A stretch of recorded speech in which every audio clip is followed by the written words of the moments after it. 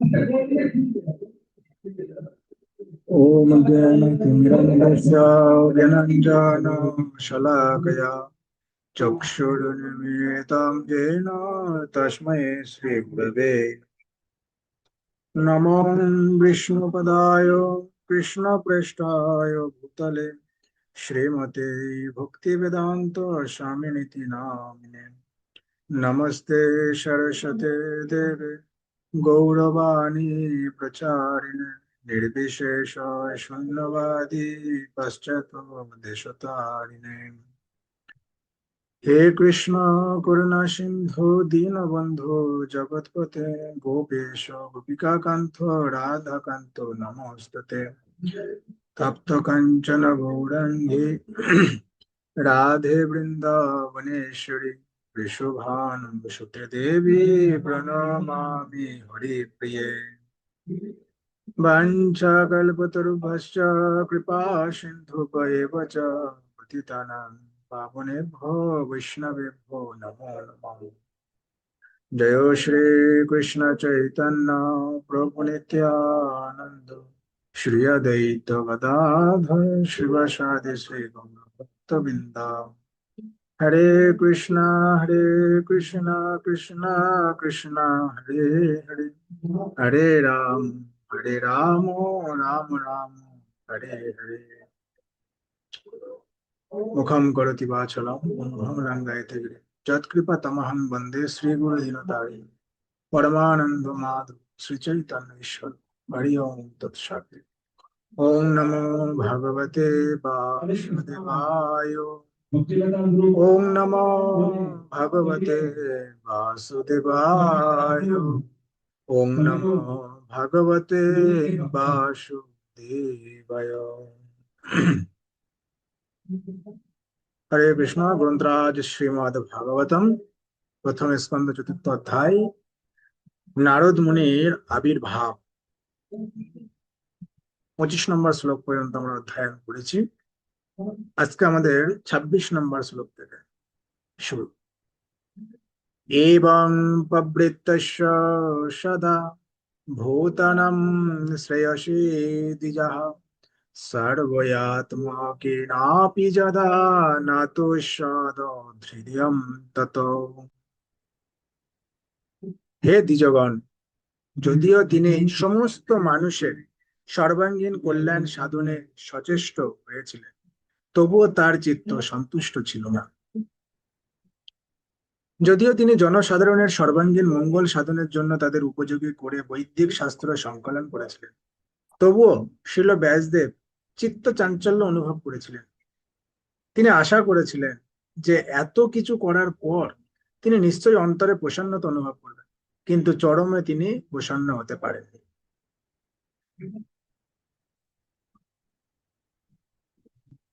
27 নম্বর শ্লোক। নাতি প্রসদি হৃদয়ম সরস্বত্তাস্তটে শুচঃ বিতর্কায়ন বিভীতস্ত ইদম চৌবাচ ধর্মবিদ। হৃদয়ে অপ্রসন্ন হয়ে মহর্ষি তৎক্ষণাৎ গভীরভাবে বিচার করতে শুরু করলেন। তিনি ধর্মতত্ত্ব সম্বন্ধে অবগত ছিলেন, তাই তিনি মনে সম্বন্ধে অবগত ছিলেন। हरे कृष्ण प्रभु जी। মহর্ষি তার অসন্তোষের কারণ তার হৃদয়ে অনুসন্ধান করতে শুরু করলেন। হৃদয় যতক্ষণ না প্রসন্ন হচ্ছে ততক্ষণ পর্যন্ত পূর্ণতা লাভ করা যায়। তাই হৃদয়ের এই প্রসন্নতা অনুসন্ধান করতে হয় জড়া প্রকৃতির ঊর্ধ্বে। ধৃতব্রতেন হিময়া ছন্দাংশি গুরুগুহ অগ্নয় মানিতা নির্বলিকেন গৃহীতম চানুশাসনম ভারত ব্যাপদেশেন ইহাম্নায়ার্তশ্চ পদর্শিত দৃশ্যতে যত্র ধর্মাদি স্ত্রী শূদ্রাদি বিরকুত। কঠোর ব্রত অবলম্বন করে নিষ্কপট ভাবে আমি বেদ, গুরুবর্গ এবং যজ্ঞাগ্নির পূজা করেছি। আমি তাদের নির্দেশ যথাযথভাবে পালন করেছি এবং গুরু পরম্পরা ক্রমে লব্ধ জ্ঞান মহাভারতের মাধ্যমে বিশ্লেষণ করেছি, যাতে স্ত্রী শূদ্র এবং অন্য সকলে ধর্মের পথ অবলম্বন করতে পারে। কঠোর ব্রত অবলম্বন করে গুরুদেবের নির্দেশ অনুসরণ করা ব্যতীত কেউই বৈদিক জ্ঞান হৃদয়ঙ্গম করতে পারে না। জ্ঞান লাভের চেয়ে শিক্ষার্থীকে অবশ্যই বেদ, গুরুবর্গ এবং যজ্ঞাগ্নির পূজা করতে হয়। বৈদিক জ্ঞানের সমস্ত নিগূঢ় রহস্য মহাভারতে সুসংবদ্ধ ভাবে প্রদান করা হয়েছে, যাতে স্ত্রী, শূদ্র এবং দ্বিজ বন্ধুরাও তার অর্থ হৃদয়ঙ্গম করতে পারে। এই যুগে মূল বেদের থেকেও মহাভারতের উপযোগিতা অধিক। তথাপি বত মেদৈহ হ্যাত্মা চৈবাত্মনা বিভু অসম্পন্নই ভাভাতি ব্রহ্মোপর্চ সসত্তম। যদিও আমি বৈদিক দর্শনে অভিপ্রেত সমস্ত যোগ্যতা অর্জন করেছি, তথাপি আমার হৃদয়ে আমি অপূর্ণতা অনুভব করছি। নিঃসন্দেহে শিল ব্যাসদেব সমস্ত বৈদিক যোগ্যতা সম্পন্ন ছিলেন। বেদের কর্মকাণ্ডের নির্দেশ অনুসারে কর্ম করার ফলে বিষয়াসক্ত মানুষ কলুষমুক্ত হয়, কিন্তু বেদের চরম উদ্দেশ্য প্রকৃতপক্ষে তা নয়। যতক্ষণ পর্যন্ত না তা লাভ হচ্ছে, জীব সমস্ত যোগ্যতা সম্পন্ন হলেও পারমাত্মিক স্তরে অধিষ্ঠিত হতে পারে না। শিল ব্যাসদেব যেন সেই সূত্র বিস্মিত হয়েছেন এবং তাই অসন্তোষ অনুভব করছে। কিংবা ভগবতা ধর্ম ন প্রয়াণো নিরূপিতঃ প্রিয়া পরমহংসানাম তয়ৈব হি অচ্যুত প্রিয়া। আমি যে বিশেষভাবে ভগবত ভক্তি বর্ণনা করিনি, যা পরমহংসদের এবং অচ্যুত পরমেশ্বর ভগবানের অত্যন্ত প্রিয়, তাই হয়তো আমার এই অসন্তোষের কারণ। শিল ব্যাসদেব যে তার হৃদয়ে অসন্তোষ অনুভব করেছিলেন, তা এখানে তার নিজের ভাষায় ব্যক্ত হয়েছে। এটি ভগবানের সেবায় যুক্ত জীবের স্বাভাবিক অনুভূতি। জীব যতক্ষণ পর্যন্ত ভগবানের সেবারূপে তার স্বাভাবিক ভিত্তিতে যুক্ত না হচ্ছে, ততক্ষণ পর্যন্ত সে পূর্ণরূপে সন্তুষ্ট হতে পারে না এবং ভগবানেরও প্রীতি সাধন করতে পারে না। ব্যাসদেব তার এই ত্রুটি অনুভব করতে পেরেছিলেন যখন তার গুরুদেব শ্রী নারদ মুনি তার কাছে আসেন। পরবর্তী শ্লোকে তা বর্ণনা করা হয়েছে। তস্যৈবং খিলমাত্মানম মন্যমানস খিদ্যতঃ কৃষ্ণস্য নারদঃ ভগাদ আশ্রমং প্রাগুদারিদতম। পূর্বে যেমন বর্ণিত হয়েছে, ব্যাসদেব যখন তার অসন্তোষের জন্য অনুশোচনা করেছিলেন, তখন নারদ মুনি সরস্বতী নদীর তীরে তার আশ্রমে এসে উপস্থিত হলেন। ব্যাসদেব যে শূন্যতা অনুভব করেছিলেন, তা তার জ্ঞান অভাব জনিত ছিল না। ভাগবত ধর্ম হচ্ছে সর্বতভাবে ভগবানের প্রেমময়ী সেবা, যাতে বাদীদের কোনো অধিকার নেই। নির্বিশেষবাদীদের পরমহংসদের মানে সন্ন্যাস আশ্রমের সর্বোচ্চ স্তর মধ্যে গণনা করা হয়। শ্রীমৎ ভাগবত পরমেশ্বর ভগবানের দিব্য লীলাবিলাসের বর্ণনায় পূর্ণ। ব্যাসদেব যদিও ছিলেন ভগবানের সপ্তবেশ অবতার, তবুও তিনি তার হৃদয়ে অতৃপ্ত অনুভব করেছিলেন, কেননা তার কোনো রচনায় তিনি পরমেশ্বর ভগবানের দিব্য লীলাবিলাসের কাহিনী যথাযথভাবে বর্ণনা করেননি। সেই অনুপ্রেরণা শ্রীকৃষ্ণ সরাসরি ভাবে ব্যাসদেবের হৃদয়ে সঞ্চার করেছিলেন। এখানে স্পষ্টভাবে ব্যক্ত হয়েছে যে পরমেশ্বর ভগবানের প্রেমময়ী সেবা ব্যতীত সবকিছুই শূন্য, কিন্তু অপ্রাকৃত ভগবত ভক্তি, সকাম কর্ম অথবা জ্ঞানের পৃথক প্রয়াস ব্যতীত সবকিছুই পূর্ণ হয়ে ওঠে। তাম বিজ্ঞায় সহসা প্রত্যুত্থায় গতম মুনি পূজয়ামাস বিধি বন্যরাতম সুরপূজিতম। শ্রী নারদ মুনির শুভ আগমনে ছিল ব্যাসদেব শ্রদ্ধা সহকারে উঠে দাঁড়িয়ে সৃষ্টিকর্তা ব্রহ্মাকে যেভাবে সম্মান প্রদর্শন করা হয়, সেইভাবে তাকে অভ্যর্থনা করলেন। বিধি মানে হচ্ছে ব্রহ্মা, এই জগতের সৃষ্ট জীব। তিনি হচ্ছেন বৈদিক জ্ঞানের প্রথম বিদ্যার্থী এবং অধ্যাপক। তিনি বৈদিক জ্ঞান শ্রীকৃষ্ণের কাছ থেকে লাভ করেছিলেন এবং সর্বপ্রথম নারদ মুনিকে তা দান করেছিলেন। তাই নারদ মুনি হচ্ছেন গুরু পরম্পরার ধারায় দ্বিতীয় আচার্য। তিনি সমস্ত বিধির পিতা মানে নিয়মের পিতা, ব্রহ্মার প্রতিনিধি। তাই তাকেও ঠিক ব্রহ্মার মতো শ্রদ্ধা প্রদর্শন করা হয়। তেমনি এই পরম্পরার ধারায় অন্য সমস্ত আচার্যদেরও আদি গুরুর মতোই সম্মান প্রদর্শন করা হয়। ইতি শ্রী নারদ মুনির আবির্ভাব নামক শ্রীমদ্ ভাগবতের প্রথম স্কন্ধের চতুর্থ অধ্যায়ের ভক্তি বেদান্ত তাৎপর্য সমাপ্ত। তো এই যে লাস্টে যে শ্লোকটি এখানে বলা হচ্ছে, শ্রী নারদ মুনির শুভ আগমনে ছিল ব্যাসদেব শ্রদ্ধা সহকারে উঠে দাঁড়িয়ে সৃষ্টিকর্তা ব্রহ্মাকে যেভাবে সম্মান প্রদর্শন করা হয় সেইভাবে তাকে অভ্যর্থনা করলেন। এর আগে আমরা দেখেছি যে ব্যাসদেব ছিলেন ভগবানের, ব্যাসদেব যদিও ছিলেন ভগবানের সপ্তবেশ অবতার, ব্যাসদেব ছিলেন ভগবানের সপ্তবেশ অবতার, তবুও নারদ মুনি যখন শুভ আগমন আসলো ব্যাসদেবের আশ্রমে, তখন ব্যাসদেব উঠে নারদ মুনিকে অভ্যর্থনা জানালেন।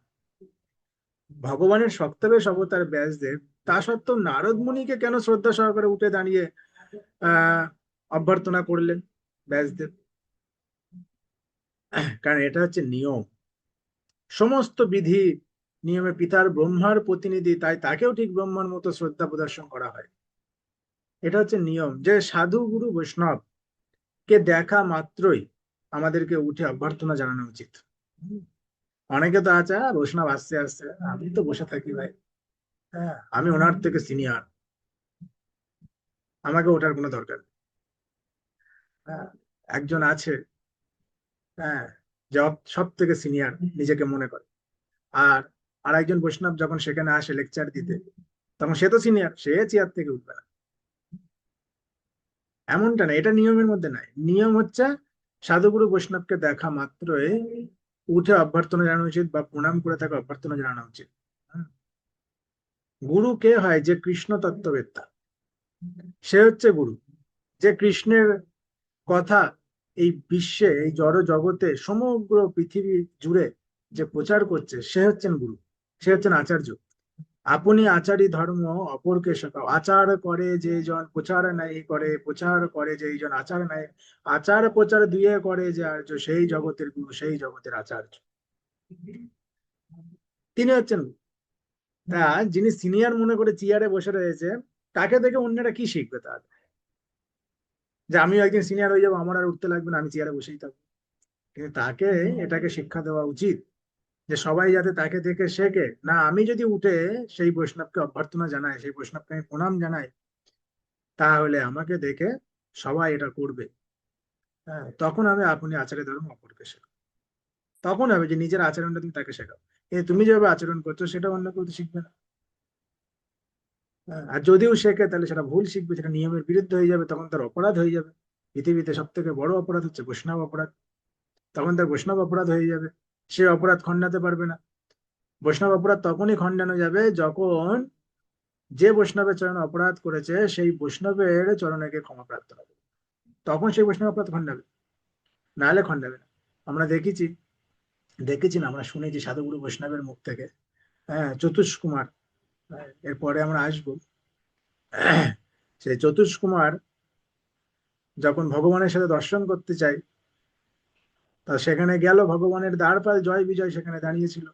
তা জয় বিজয় সেই চতুষ কুমারের, ব্রহ্মার চার পুত্র সনক সনাতন সনন্দন সনত কুমার, এই যে চার পুত্রকে সেই জয় বিজয় আটকে দিল, আর তাকে নিয়ে হাস্য ঠাট্টা করলো, হ্যাঁ, কুটো কথা বলা শুরু করলো।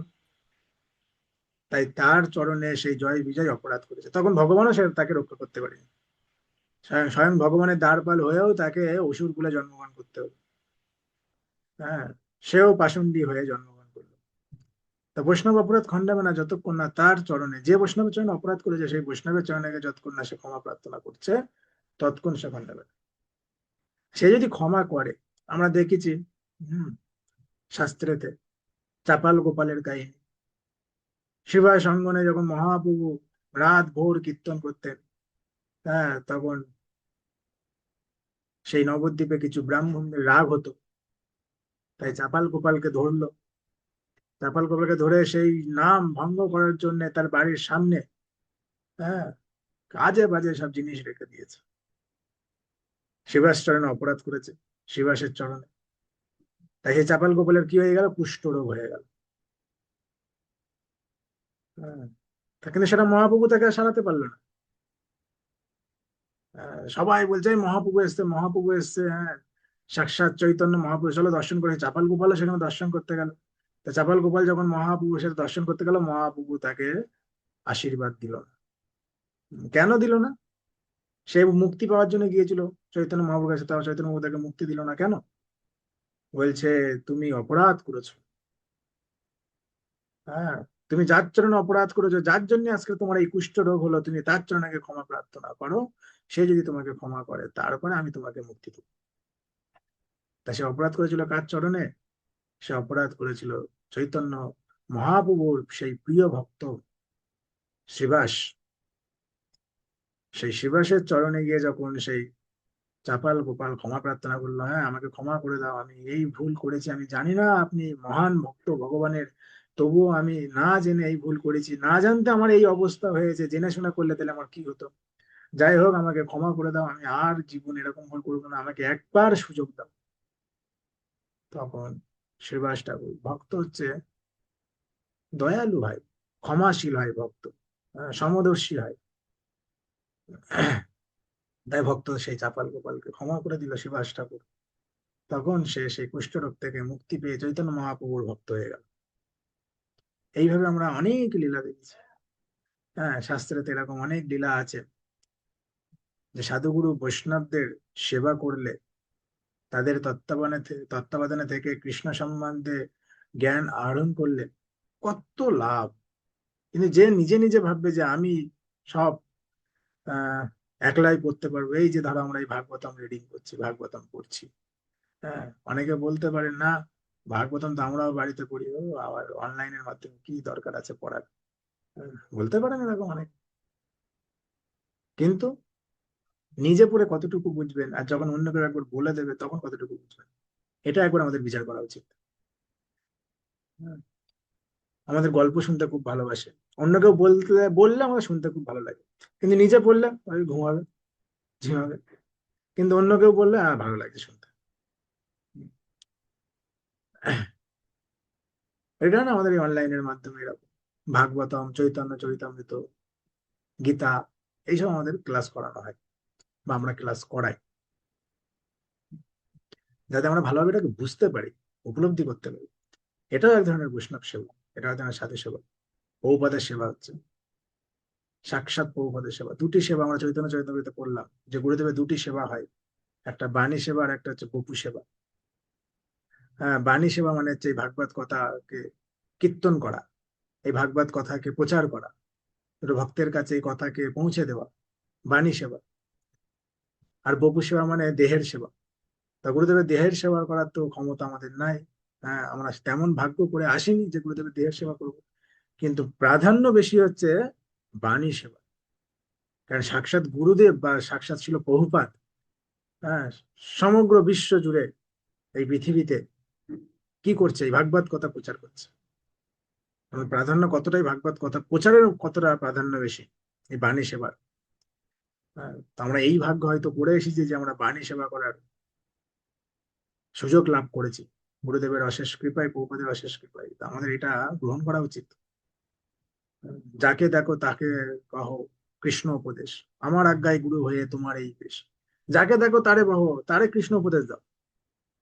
হ্যাঁ, অকথা কুকথা ছাড়ো, যাকে দেখো তারে কৃষ্ণ উপদেশ দাও, তার সাথে শুধু কৃষ্ণ কথা বলো। তাহলে কি হবে, সেও কৃষ্ণ কথা শুনতে পাবে। হ্যাঁ, ভালো লাগছে না, হুম, তবু বলতে হবে।